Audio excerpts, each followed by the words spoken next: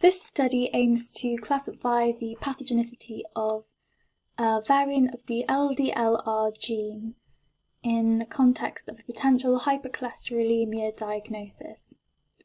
So to start off with, we'll give a little bit of a background into hypercholesterolemia. This is characterised by elevated serum levels of cholesterol bound to low-density lipoprotein, which promotes cholesterol deposits in the skin, the tendons and the coronary arteries. Narrowing of the coronary arteries can cause coronary artery disease, and in the case of our proband, it's known that his father died of early onset coronary heart disease, so that might provide a line of evidence to support this potential diagnosis. In red, I have highlighted the phenotypic features which correspond to those seen in our proband. Treatment, statin therapy, bile acid binding resins, and lifestyle changes such as a reduced cholesterol intake and an increased fibre intake, as well as ensuring plenty of exercise is taken. All of these aim to lower the cholesterol level within the serum. So a bit about the protein. NCBI and UniProt were both used to help gain information about the location of the gene and information about the protein. So LDLR is a transmembrane protein. It binds LDL, which is bound to cholesterol, and internalises it into cells via endocytosis.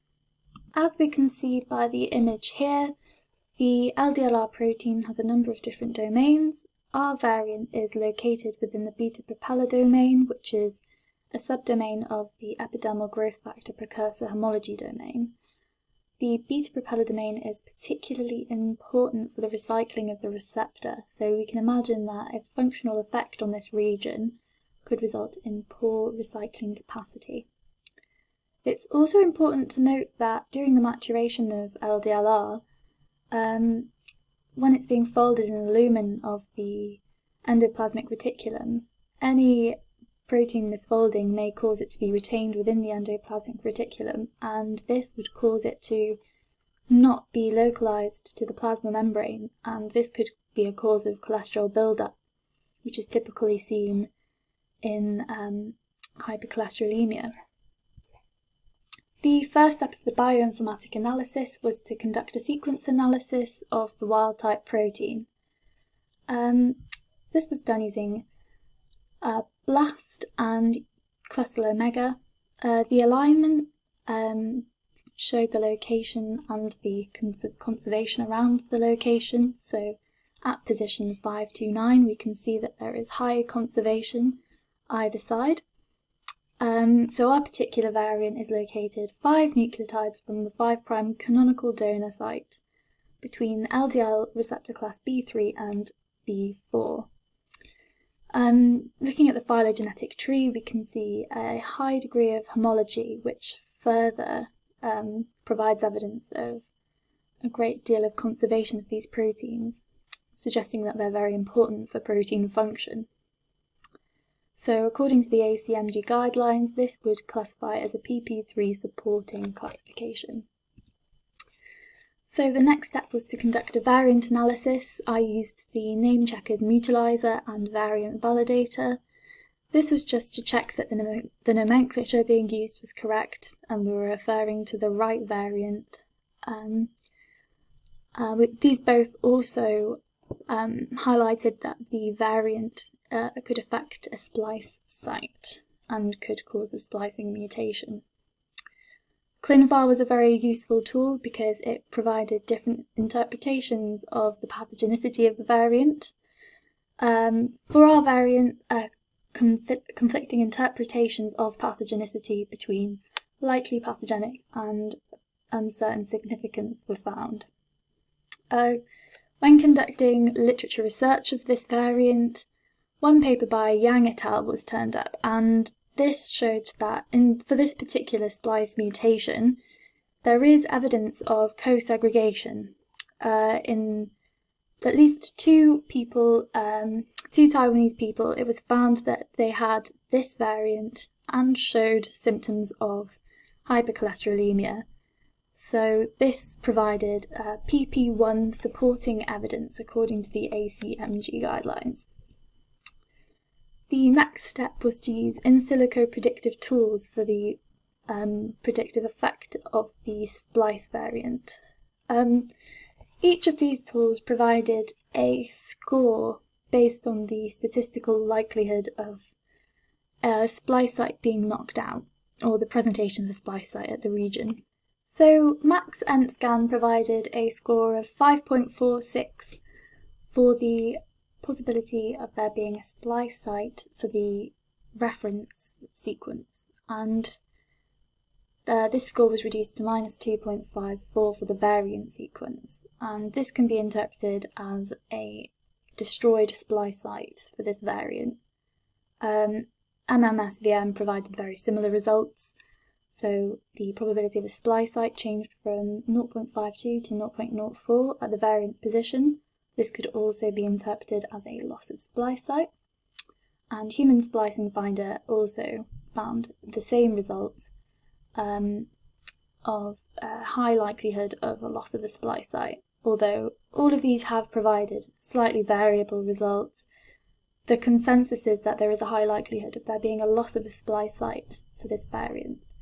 All of these together would support a PP3 supporting classification according to the ACMG guidelines.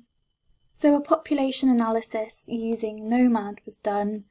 For this part of the bioinformatic analysis, the important parts are the allele frequency and the PopMax frequency. So the PopMax was adjusted to the frequency within the affected individuals in the Southeast Asian population. And because the PopMax frequency is much greater, this would constitute a PS4 moderate classification according to the ACMG guidelines. When reaching my classification, I chose a variant of uncertain significance. While the evidence does provide some indication of pathogenicity, I think it's best to be conservative because a lot more information is required before determining whether or not this is indeed pathogenic. I do believe, however, that the evidence is convincing enough to elicit further functional analysis of the variant to determine the role of the variant on the protein's function. Having had a look at some previously published research on this variant, the same paper published by Yang et al. In 2007 suggested that this variant could cause skipping of exon 10, since the G nucleotide is essential for proper splicing. This could class it as a class 2b5 mutation, which refers to it being retained within the endoplasmic reticulum and not being localized to the membrane, and meaning that no cholesterol could be internalized. In support of this are findings from a functional analysis of variants of the beta propeller domain of the LDLR gene. This also shows that variants causing misfolded LDLR proteins do cause retention within the endoplasmic reticulum. But in the case of our proband, his cholesterol levels are extremely high, so that could be a cause to suggest that he is indeed experiencing a very reduced function of the LDLR protein, and that these two papers might provide evidence of that.